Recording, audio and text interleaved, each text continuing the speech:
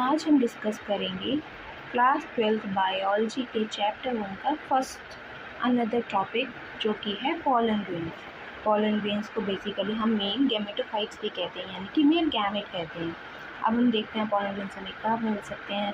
तो जैसे कि अगर हम किसी भी फ्लावर के एंथर को टच करें तो उसकी वजह से हमारे फिंगर्स पे येलो कलर का पाउडरी स्ट्रक्चर मिलेगा। अगर हम उस पाउडरी स्ट्रक्चर को किसी ग्लास स्लाइड के वाटर ड्रॉपलेट पे रख के ऑब्ज़र्व करें किसी माइक्रोस्कोप के अंदर, तो उससे हमें पता लगेगा कि हमारे इस नेचर में कितने अलग अलग टाइप्स के शेप्स के स्ट्रक्चर के कलर्स के हमें पॉलन ग्रेन्स पाए जाते हैं। अब अगर हम पॉलन ग्रेन के स्ट्रक्चर की बात करें तो इसमें दो वॉल लेयर्स होती है। जो हमारी आउटर वॉल लेयर है उसको हम एक्साइन कहते हैं, और जो हमारी इनर वॉल लेयर है वो उसे इंटाइन कहते हैं। अब एक्साइन की बात करें तो ये स्पोरोपोलिन की बनी होती है, जो कि एक रेजिस्टेंट ऑर्गेनिक मटेरियल है। ये ऑर्गेनिक मटेरियल हमारे पॉलन ग्रेन को प्रोटेक्ट करता है high temperature, strong acid, base या फिर किसी भी हार्श एनवायरनमेंट से। अब अगर इसकी बात करें तो इसमें एक पोर पाया जाता है। बेसिकली एक ऐसी जगह होती है इस स्पोरोपोलिन की लेयर में जहाँ पर ये स्पोरोपोलिन एब्सेंट होती है, उसको हम जर्म पोर कहते हैं।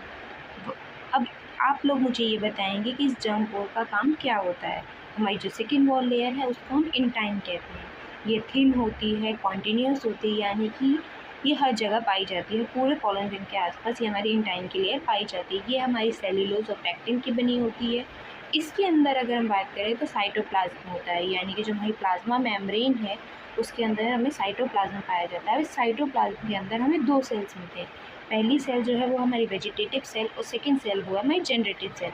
अगर हम इन दोनों सेल को कंपेयर करें तो जो हमारी वेजिटेटिव सेल है वो बड़ी होती है as compared to generative cell.